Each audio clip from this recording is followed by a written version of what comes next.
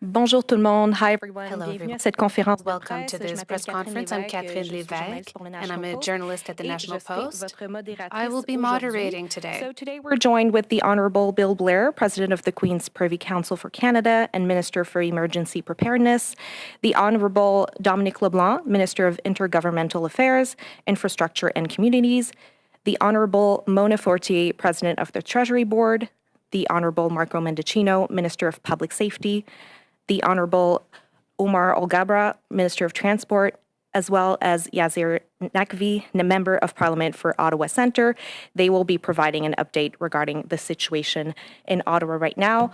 Just a reminder for questions, please raise your hand. We will start with, please raise your hand on Zoom, rather. I'm told we have 20 minutes of questions after the remarks, so I'll hand over the floor to the ministers, and then we'll proceed to questions. Merci beaucoup. Well, thank you very much for that kind introduction. Bon après-midi. Good afternoon, everyone, and thank you for joining us here today. Before we begin, I would like to take the opportunity to acknowledge that I am speaking to you today from the traditional territory of the Mississauga of the Credit. The events that have taken place in Ottawa over the past 10 days have had a significant and frankly unacceptable impact on the lives and the freedom of people who live here, who conduct business here, and among all Canadians coming to do business in their nation's capital. And since the outset, we have encouraged those who are engaged in this process to obey the law and to respect the rights of their fellow citizens. To the people of Ottawa, and on behalf of our government, let me first say that we share in your frustration and deeply regret that the actions of these protesters continue to inflict such disruption in your neighborhoods. The RCMP, the Parliamentary Protective Services, and other federal partners have remained in close contact with the Ottawa Police Service, and we continue to play a significant coordination role between these agencies.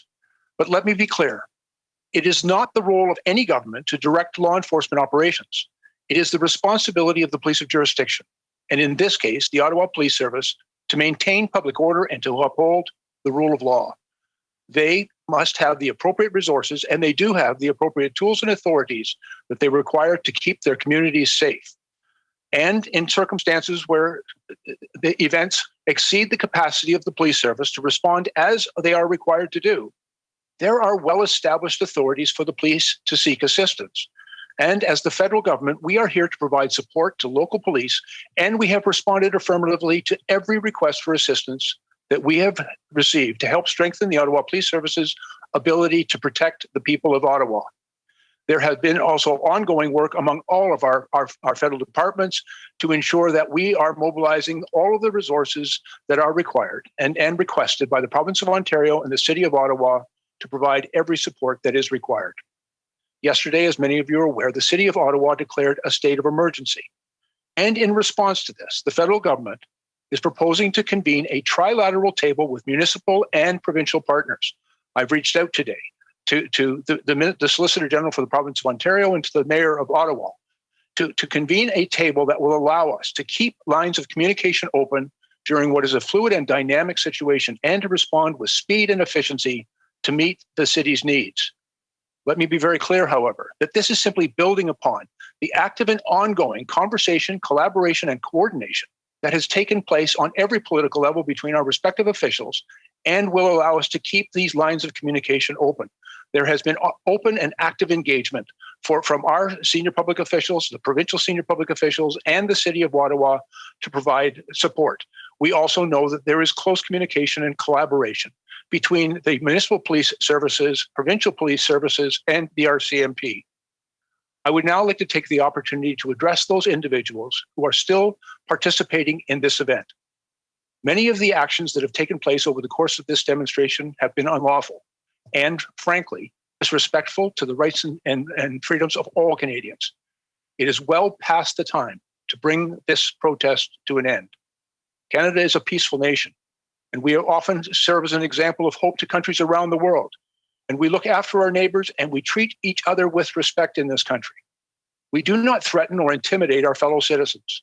We do not desecrate the National War Memorial. We don't dishonor statues dedicated to national heroes. And we do not tolerate individuals who wave flags riddled with symbols of hate and discrimination. The freedom to engage in lawful, peaceful assembly and protest is a fundamental charter right. However, when an event is no longer peaceful, when the event is disrupting the lives and jeopardizing the livelihoods of fellow Canadians.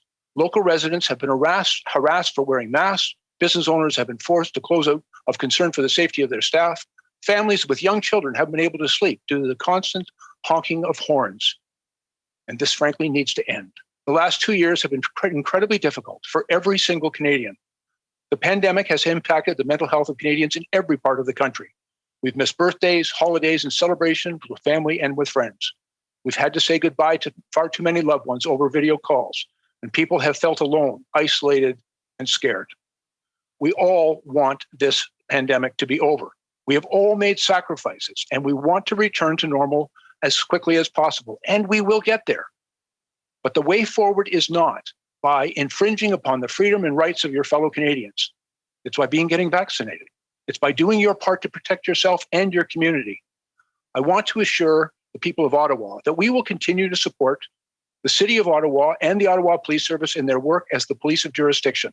And I would like to extend my gratitude as well to all of the police services that are assisting in this effort. Thank you all very much. And I'd now invite my colleague, Minister Mendocino, to say a few words.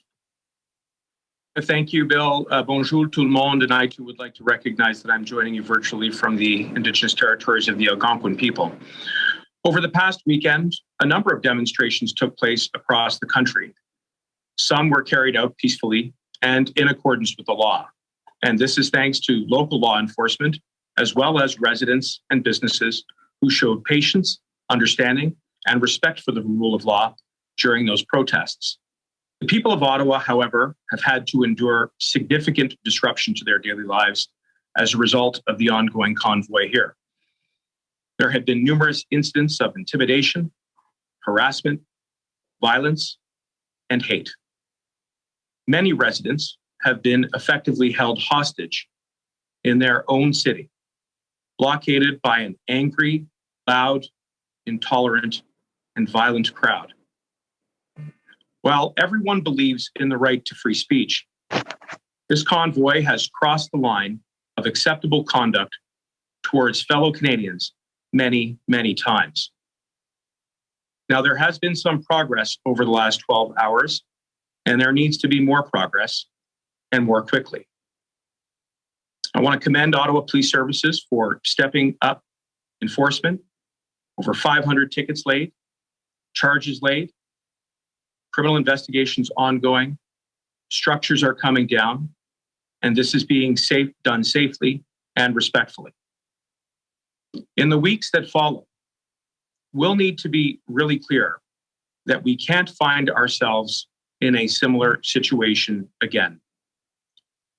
We're also very concerned about the ongoing situation at the Coots border crossing in Alberta, where a group of blockaders continues to impede access with important linkages to the United States.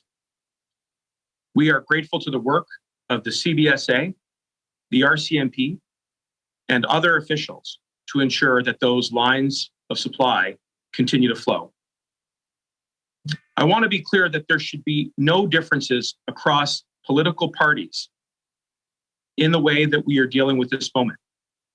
It would be a terrible precedent to say that if you show up to the nation's capital with heavy equipment and blockade the capital city, that you can force reckless change in our public policy. It's been surprising that some who say they believe in law and order seem not to get this point.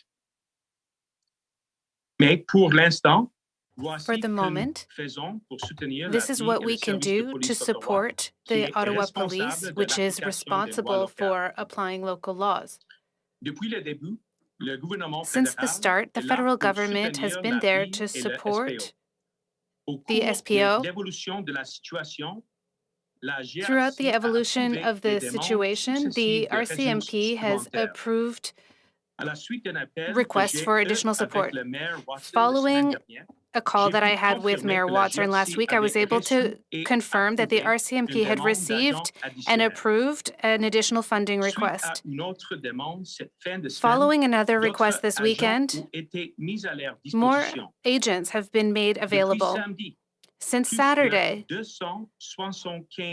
over 275 RCMP agents have been made available to help Ottawa Police and to work under their command.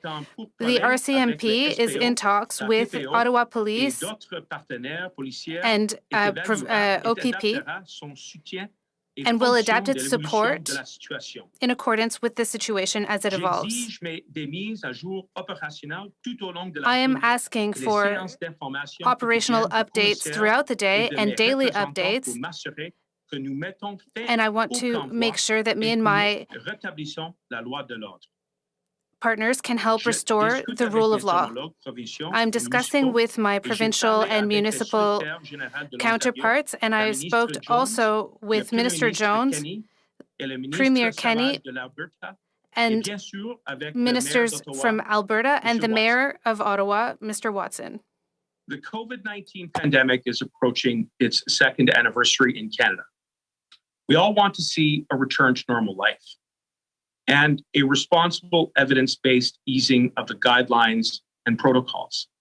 And I assure you that day is coming soon. Canadians have been incredibly united and have persevered through it all. The approach our government offered is about using science and good faith efforts to protect ourselves and one another. Because people have chosen this path. Thousands of lives have been saved. And we cannot allow an angry crowd to reverse a course that continues to save lives in this last stretch. This should never be a precedent for how to make policy in Canada. We believe in peace, order, and good government in Canada. The stories from communities across the country of people sticking together, looking after one another, and giving back have somehow made this year a little bit easier. But we can't give up on each other now. More than ever, we need to support one another, to work side by side, regardless of level of government or party stripe, to take care of one another. Canadians deserve to feel safe in their communities, and no one is above the law. Thank you. Merci. Good afternoon. I want to start off by thanking Canadian truckers. They continue to deliver for Canadians during these challenging times. I continue to meet with truckers and various representatives and hear their input. I'm continuing to speak with organizations, community organizations, per organization. I met with truckers in Mississauga and in Alberta. Last Monday, representatives of the trucking industry participated in the Supply Chain Summit, offering important feedback about how to address real challenges faced by the industry. This morning, I met with the Canadian Trucking Alliance, where we had a constructive conversation about addressing the industry's needs and priorities. They all told me this occupation does not represent Canadian truckers. They also all said that in Canada, this is not how we raise concerns and advocate for policies. These blockades and occupations need to end. Unlawful activities are not the way to offer meaningful involvement in government policy development. In addition to engaging the industry, I've also been working with my provincial counterparts. I've been working with my provincial counterparts.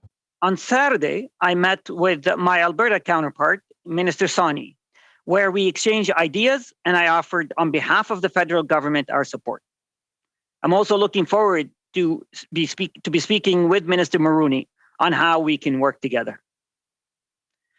The provinces have extensive regulatory powers over commercial trucking and road transportation to help end this unlawful occupation and disruptions of commercial trucks blockading the streets and highways.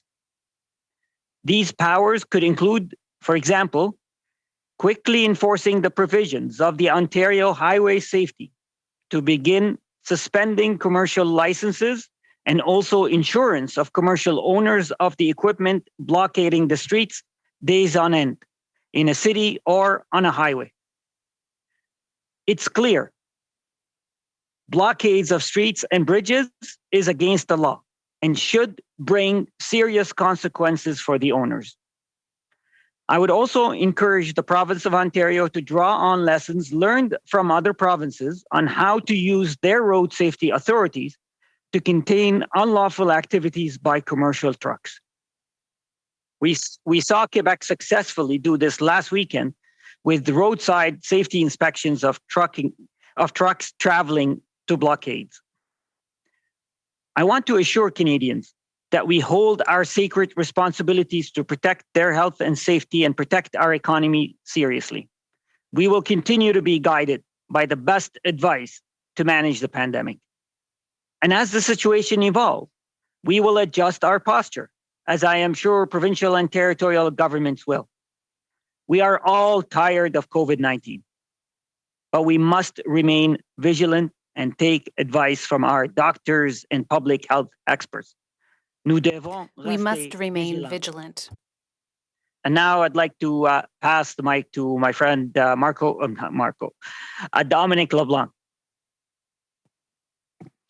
Merci beaucoup, Thank you Omar. very much, Omar. Les événements qui ont toujours lieu à Ottawa The ongoing ont events in profondément Ottawa have deeply choqué shocked tous les Canadians. Canadiens.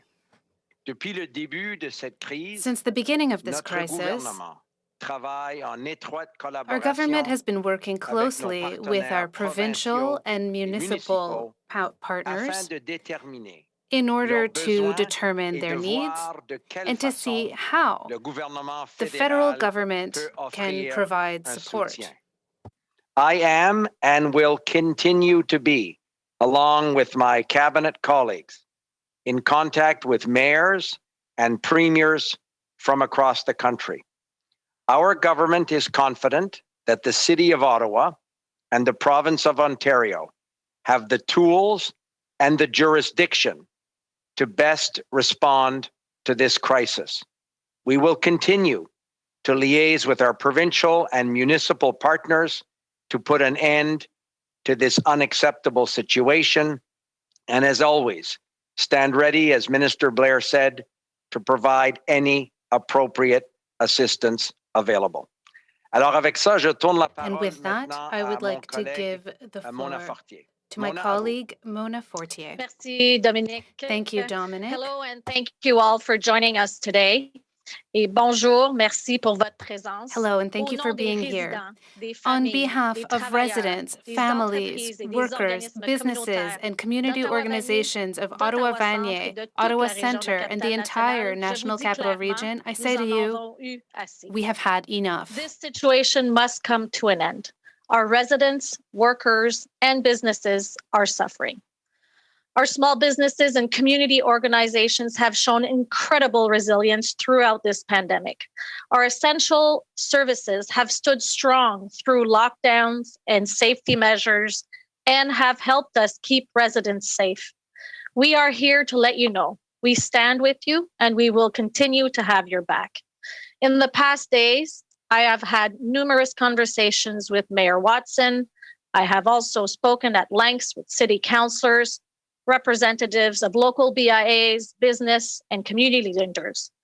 I have been engaged with concerned businesses, residents, and organizations through countless phone calls, emails, and text messages. They have shared firsthand with me the disruptions to their livelihood and well-being. Our residents deserve to feel safe in their own communities. Right now, and for the past 10 days, the rights and freedoms of my community have been restricted, and this must come to an end. I would like to thank my colleagues for their presence here today and for their valuable cooperation since the start of this situation. I would also like to thank my colleagues in the National Capital Region who are at the forefront of this immense pressure and difficulties associated with the convoy. Our government will always support the right to peaceful protest in Canada, but we will also always condemn violence and threats. And from what we are witnessing on the ground and hearing from residents, This is the furthest thing from a peaceful protest. We call on the protesters to stop and respect the communities we represent. Merci, et je passe la parole à mon Thank you, and I'd like to give the floor to my colleague from Ottawa Centre, Yasir Naqvi. Thank you, Minister. Good afternoon. No words can accurately describe the agony of what my community has gone through. For residents of downtown Ottawa, this continues to be a horrific experience. C'est une expérience horrible. This is a horrible experience. From what my community has seen in the past 11 days, the protesters' actions has not been peaceful or lawful. Members of my community have been harassed because of their skin color, yelled at for wearing masks, subjected to hurtful and racist symbols, torturous honking, and their accounts of assaults. Parking lots have been used as urinals. Fireworks are being hurled down the streets every night. And over the weekend, there was an attempt to light on fire an apartment building. My heart goes out to the residents of downtown Ottawa who have demonstrated incredible resiliency, patience, and strength. We welcome the enhanced enforcement and the mayor's decision to declare a state of emergency. It has to continue until all the residential streets of downtown Ottawa are freed of illegally parked trucks and restored back to what they were before so that people can live peacefully again. This has gone on too long. Residents are not unable to sleep. Workers and businesses remain once again severely impacted. Il est temps que cela cesse. This has to stop. Notre communauté mérite de vivre Our en community paix. deserves to live in peace. I'm glad to see further collaboration between all levels of government. We must work together to put an end to this protest and protect our community. Thank you. Merci. Merci beaucoup. On va maintenant passer Thank you. à la We will période de now questions move on sur to Zoom. questions Un petit on rappel de Zoom. lever votre main I would like to pour que remind je you puisse to vous donner raise your la digital parole. hand so Comme à you notre can take the habitude, on va floor. procéder Per d'abord avec les usual, we membres et will les start organisations membres, first tout with en members faisant une alternance and anglais-français. alternate between English and Just in French. English, I'll repeat. So we do have 20 minutes of questions. Just a reminder to raise your hand if you do have a question so I can unmute you on Zoom. And as usual, we will be alternating between English and French questions. And ministers, if I could ask you, since we have limited time, to keep your answers short, we'll be able to have as many questions as possible. So on that note, I'll start with Mia Rapson from the Canadian Press. Hi, yes, I'm curious if you would be able to talk about the foreign funding that is alleged to have been behind much of this, the impact that has on Canada, what kind of investigations can be done, and what the laws actually say or limit about those kinds of donations or funding. I'm happy to speak to that.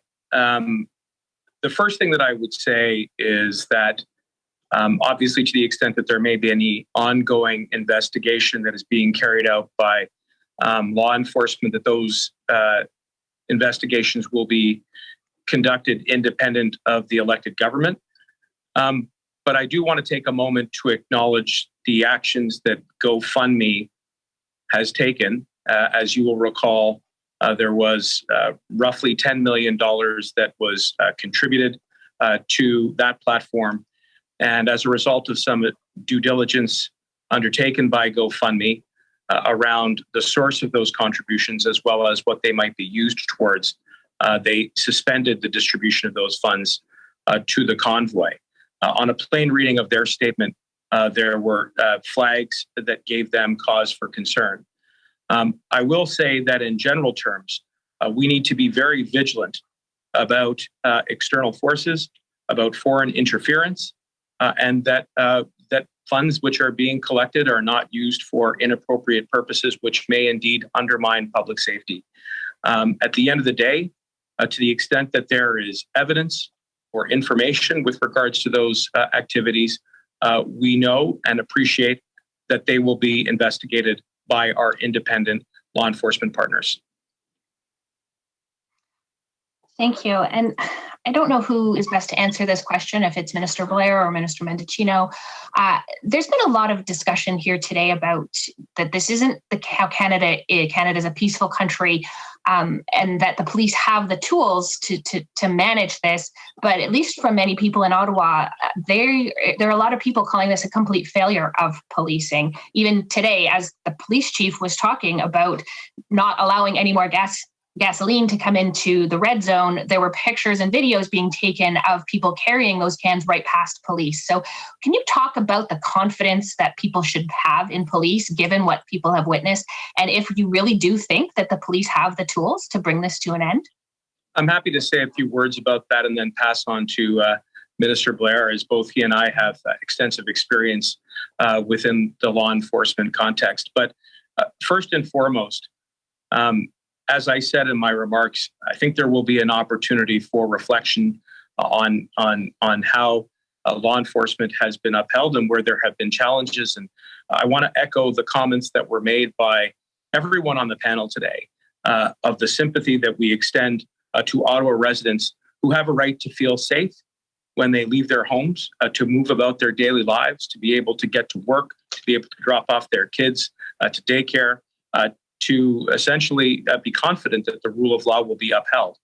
I know that the Ottawa Police Service has certainly stepped up enforcement activities. And as I mentioned during my remarks, they should be commended for that. And we will certainly look forward to that moment when we will see the conclusion of this convoy safely and responsibly, and with the cooperation of those who have participated in it. I also want to make the point, and it is important for everyone to appreciate, that law enforcement does operate independently of the elected government. We're not a country that believes that policing should be carried out or be an extension of the political branch of the government. There are very good and principled reasons why the divisions of functions need to be maintained separately and clearly within a democracy. I'll pass it over to Bill Blair for some additional comments. Yeah, thanks very much, Marco. And, you know, as Marco has just said, it's a very important principle of our democracy that elected officials do not give direction with respect to the investigations or the actions of the police.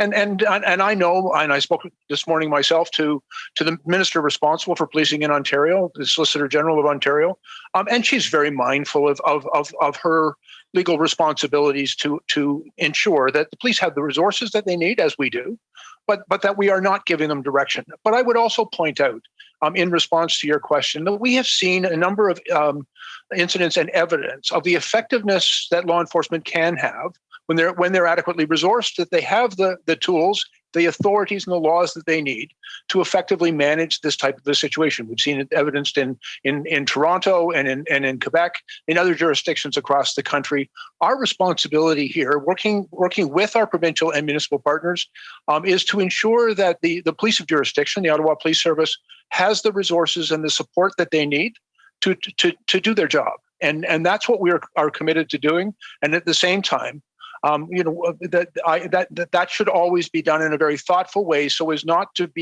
create a situation where there would be a perception that any order of government is giving direction to the police. We're simply supporting them and doing their job and make sure that they have the tools and resources that they need. I'd also point out, by the way, that I will tell you, I'm speaking to my counterpart, the minister, the Solicitor General in Ontario. They've been from the very outset of this, ensuring that police services across Ontario, the OPP, have been providing support and assistance, and they'll continue to do so. But we also have respect for the authorities and responsibilities of the police to maintain peace in their communities, to maintain public order, and to uphold the rule of law. Merci. On va passer à Mélanie Crête, La Presse. Mélanie Crête from La Presse. Bonjour. Question. J'aimerais savoir, l'ex-gouverneur de la Banque du Canada, The former governor of the Bank of Canada, Mark Carney, has said sedition in a letter that was printed in the Globe and Mail. Would you agree with that epithet for this protest? Answer. I can start with an answer and then move on to my colleagues, including the Minister LeBlanc. I would like to start by highlighting everyone's concern. You have to respect the law. You have to respect the rights of residents of Ottawa. There are some leaders of this convoy that have expressed some views that are so extreme.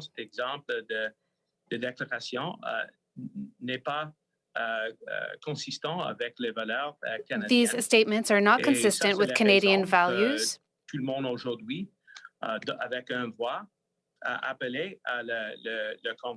And that's why everyone has asked the convoy to leave and get out of Ottawa.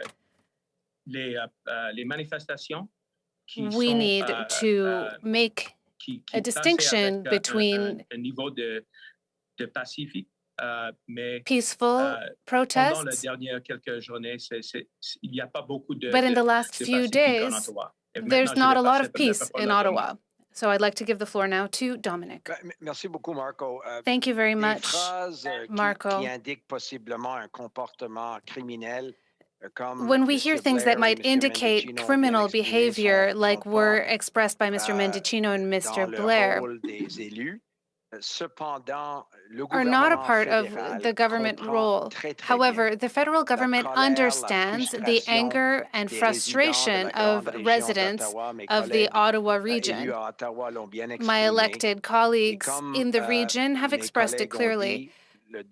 As they said, the federal government's role is to make sure that police authorities who have the primary and legal responsibility to settle this issue and to restore the rule of law in Ottawa have the resources necessary to make the decisions they need to make. And that's what we will continue to do. Question. We get the impression that your actions are coming a little too late. It's the 11th day of protest. Many people have reported crimes that have been committed. I feel like we would want to expect a stronger reaction from the federal government. Answer. As I said earlier, I think in the future, in the short-term future, we will have the opportunity to discuss. We will be able to draw lessons learned from the last week and a half. But right now, we need to support the operations that are underway. We need to support our police services so that they may act independently of the federal government. This is one of the foundational principles of our democracy. There are good reasons to respect police jurisdiction. They have the responsibility to provide operational decisions in the field. David Aiken, Global News. Thank you for taking our questions. Minister LeBlanc, some have suggested that this should be resolved by negotiations with somebody from the federal side and somebody from the gang out the front there. What do you think of that idea? David, I'll offer a few comments and my colleagues may want to pick up as well. We have, since the beginning of these unfortunate events, as you said 9-10 days ago, been in constant discussions with municipal and provincial partners as to what the federal government can appropriately do to support the law enforcement authorities that have the jurisdiction and the decision-making role to ensure that public order is kept in the City of Ottawa. That's the primary responsibility for the Government of Canada. We have certainly taken note, as my colleagues have said, of the understandable frustration that Canadians have with the ongoing pandemic circumstance. Our decisions have always been based on the best advice from doctors, from scientists, and what we think is in the best interest of ensuring the safety and public health of Canadians. So those are the factors that our government considers when we make decisions, obviously with provincial public health authorities, on the appropriate mix of measures. So we'll continue to be guided by that advice. but also continue to support municipal and provincial partners who have the responsibility in terms of the circumstances which are so completely unacceptable unfolding in Ottawa today. But maybe my colleagues want to add something to that. I'll just say, it's okay, Minister. quickly, I think that's fine unless somebody wants to say yes. The negotiations are a great idea. We've got a limited amount of time, so anybody want to put their hand up and say negotiations are a great idea? I'll just move on with my follow-up. Sorry to cut you off again. It's just we've only got a limited time. Also, Minister LeBlanc, just because you have the longest personal history with the Prime Minister, many say, wow, the national capital is in a state of emergency, wondering about the Prime Minister's comment on the fact that his national capital is in a state of emergency, a city he lives in personally, has lived here for some time. He's a resident as well as a Prime Minister. Can you give us an indication of his involvement in this particular predicament? Is he involved in meetings? What and where is the Prime Minister? So again, the Prime Minister has been actively engaged every day in briefings and in updates from senior officials in the national security and intelligence community in terms of what's happening across the country, in Ottawa and across the country. I've had the opportunity to speak and work with him in meetings right through this past weekend. And the Prime Minister has been very, very much involved and continues to be involved in the operation of the Government of Canada. And the Government of Canada has continued to function as it must in a very important public health context. And we have every reason to think that important work will continue over the next number of days. Thank you. Before we continue with Émilie Bergeron from the Canadian Press, a little bit more time for questions until 2 p.m. So thank you very much for that.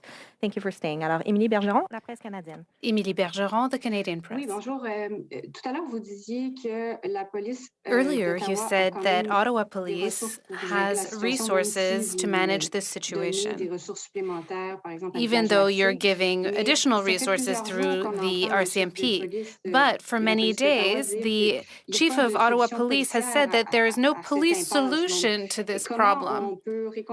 So how do these two ideas hold together? Answer. I would like to mention that the RCMP added many more resources to support Ottawa Police services.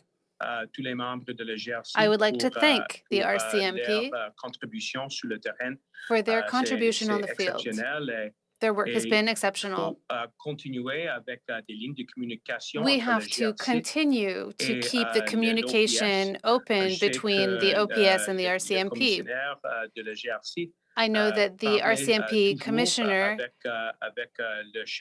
is in constant communication with the Ottawa police chief. At the same time, we must recognize that once this protest will be over, we'll have to start a conversation. How can we be better prepared for such an event in the future? It's not acceptable to have a blockade and to have disruptions like these for Ottawa residents.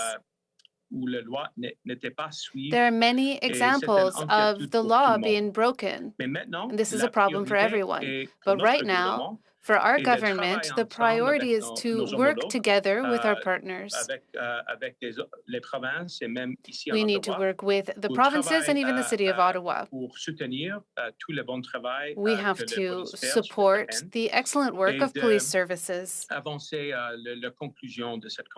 And we have to get to the end of this convoy. And now I'd like to give the floor to Dominic for more. I completely agree with what my colleague has just said. The main role of the federal government in such a situation is to be there and support municipal and provincial partners. As my colleagues have explained so clearly, the interpreter would like to mention that the sound has cut out. We will resume shortly.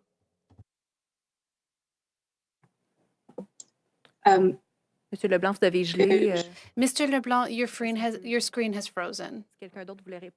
Does anyone else want to jump in, or do we move into a follow-up question? I will do my follow-up question. Mr. Leblanc was talking about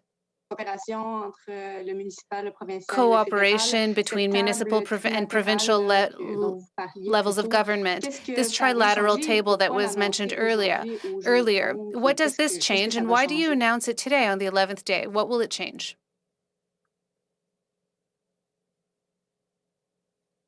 Dom? Well, in the absence of Mr. LeBlanc, if I may suggest, what we are doing is creating some formal structure around the important work that has to take place between all three orders of government in providing assistance and support to the City of Ottawa and through our respective police services to the Ottawa Police Service so that they can fulfill their responsibilities. It's very clear the legislation in Ontario, the Police Services Act in Ontario, creates a responsibility for the police service and of jurisdiction, in this case the Ottawa Police Service, to maintain public order and to provide for law enforcement. And we're working together collaboratively to make sure that all three orders of government are there for the City of Ottawa, and most importantly for the residents of Ottawa, to ensure that their police service has the resources and the support that they need to do their job. Thank you very much. We'll try to reconnect Mr. LeBlanc. I think he's here. Okay. We'll go with the next question. Kevin Gallagher, CTV News. Good afternoon.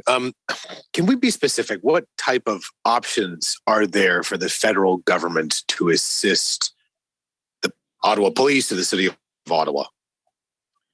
Well, I think on a practical level, Kevin, you've already seen that the RCMP have stepped up by adding 275 Mounties who have been deputized to enforce the law locally here in our communities. And again, I just want to commend them for their exemplary work.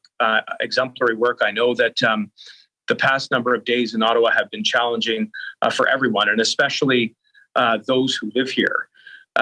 In addition to that, there are funds which the City of Ottawa can apply for within the public safety portfolio to help offset some of the additional expenditures and costs which they have had to incur as a result of having to add those resources. The way the law works is that where the Ottawa Police Service needs additional capacity and support, they first must turn to and have turned to the OPP, and that is done in conjunction with my counterpart, Minister Jones, with whom I've had a number of very constructive conversations, and who, again, to the credit of the OPP, they too have been adding resources, as have many police services right across the province. And this is another example of the way in which we come together in difficult moments. I think in addition to that, I know that the mayor, in my discussion with him, has expressed a real concern for those businesses who have been negatively impacted as a result of having to remain shut. And that has been caused by the blockades, the disruption, the very flagrant and troubling behavior that my colleagues, MP Naqvi and Minister Fortier, I think, articulated at the beginning of this press conference. It is going to be important that after we bring about the peaceful resolution of this convoy, that we have a conversation about the ways in which we can be prepared for such an event. We need to respect the right to free speech and assembly. That is an important element of our democracy, but it can't come at the expense of public safety. And I think there will be an important reflection from all of this as we move forward. I also would like to add to what Minister Mendocino has said, is that our officials have been cooperating with provincial and municipal officials. There's a table where there's ongoing discussions at a deputy minister's level. For example, the Ministry of Transport has offered ideas to the Ontario Ministry of Transportation, where they have powers within the Highway Traffic Act to enforce violations of that act, where commercial vehicles registration can be suspended or insurance can be suspended, where violators can be held accountable and face serious consequences to the violation of the law. Thanks.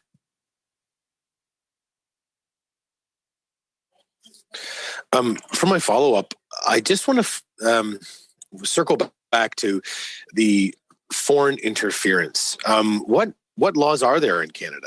I'm not sure I'm aware of any. Because it doesn't seem that there's anything that would prevent a citizen from any country to donate to an online charity initiative like GoFundMe that I think is actually registered in California for a charity here. I'm just trying to understand what is the legal process that the federal government may look at in terms of what is being called foreign interference? Well, first and foremost, Kevin, we have very strong laws in this country that are covered extensively in the criminal code that would legally prohibit anybody from contributing to an effort to undermine public safety or national security. And there are numerous provisions that would apply. And so if, for example, somebody were contributing with the intent of either causing public harm or trying to undermine public safety, that would be something that would be against the law, and there would be appropriate sanctions for that if proven in a court of law. What you have, I think, in addition to that is an intelligence apparatus that looks very closely for linkages between the patterns and the sources of those contributions and what they may be used for. And if some of the sources of those funds are beyond our borders, then obviously we would want to be looking at that very, very carefully. We have a national security community here that does exceptional work every day to be on alert for any foreign interference that might undermine our national security. And there are well-established conventions on how the intelligence side within the public safety community shares at the appropriate moment and time their information, their intelligence with conventional law enforcement so that where appropriate further action may be taken within the sphere of criminal justice. All of which is to say there are good, strong laws in Canada to prevent foreign interference. There is a very robust intelligence community to action where appropriate and to flag to the government where there are concerns around threats to national security. And we also have a federal policing branch within the RCMP that specializes in this area. And that's why I'm certainly confident that wherever there's foul play of this sort, that we will be in a position to act appropriately. And thank you. And if I may just add, I think it's also very useful to keep Canadians informed. When they understand the source of some of this funding, it helps them understand the motivation of this protest, who's actually behind it. And I think it also reveals, some of, the false nature of the claims being made and the positions being put forward. I think that casting a light on the source of funding that supports this illegal activity taking place in our country is useful for all Canadians to have a better understanding of what authorities are attempting to deal with. Okay. On va aller à Julienne Lapointe, Radio-Canada. Julienne Lapointe, Radio-Canada. Hello, this is a question for Minister LeBlanc if he's back, and if not, another francophone will do. There are many of you here today to announce a trilateral table. What do you tell to Ottawa residents that have been suffering through this for 11 days? Do you really think that this is the solution people are hoping for? Can you grant more resources to the police or announce that the Emergency Measures Act will be invoked? Did you have any tangible solutions for these people who are waiting for answers? Answer. Hello, Julianne. This is Dominic LeBlanc. I can give you a few comments, and maybe Mona or other colleagues can add to it. As Minister Blair has explained, these measures have been in place since the start of this crisis. The communication between the three orders of government, which are the municipal, provincial, and federal levels. So we're continuing to collaborate actively. And we have been doing so since the start of this event. In addition to that, my colleagues have confirmed that all requests for support from the province and the municipality to the federal government have been granted. We are always ready to meet the needs of municipal authorities who have the legal responsibility in this circumstance. It is their job to restore order in the City of Ottawa. The federal government has an essential support role by providing additional resources to our partners. But we also want to say, like my colleagues have said, that the time has come for the convoy to leave. They have harassed the residents of downtown Ottawa for 10 days already.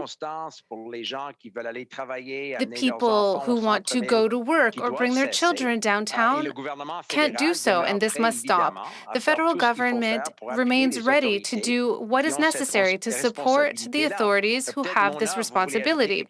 Mona, do you want to add something? Thank you, Dominic. I think you were very clear. I would like to add one thing. Since day one, in discussion with Mayor Watson, entrepreneurs, workers, we were discussing how we can support them. Since the start of the pandemic, our government has supported businesses and workers and residents. We will continue to do this. We are currently exploring options to see how we can support them with business closures. So we will come back with a solution, but know that since the start, these conversations have been happening, and we've been exploring opportunities that are possible right now. Question. So at this rate, Mr. LeBlanc, do you think we're still in it for many days or weeks? When will we decide to send in the army, for example, to get these protesters out? Answer. Julian, maybe Marco can add to this, but the Prime Minister was very clear. This is the civilian police's responsibility. We are here to support municipal and provincial authorities. And like my colleagues have said, it's not up to politicians to give operational instructions to police forces. This is not how a mature and responsible democracy works. We will support the legitimate authorities in taking their responsibilities. This is the role of a responsible government. Marco, would you like to add something? Very quickly, I'd like to say that I agree with you, Dom.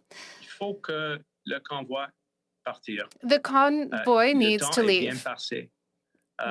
Their departure is long overdue. The residents of Ottawa are impatient now, and we can support law enforcement with resources.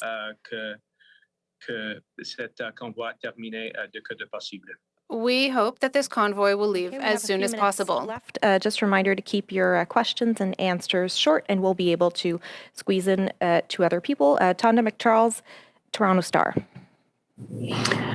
Hi. I wonder if one of you could react specifically to the comments by the Texas Attorney General this weekend, who said that patriotic Texas donors are contributing to this truckers' convoy and their cause, their worthy cause. And do you consider that kind of thing foreign interference? Well, I'm happy to take that question, Tonda, and begin by saying that it is certainly not the concern of the Texas Attorney General as to how we in Canada go about our daily lives in accordance with the rule of law. We have rules, we have laws, we have principles, we have values. Those are all enshrined in the Charter. And where those rules are broken, there is an appropriate way to address that through law enforcement.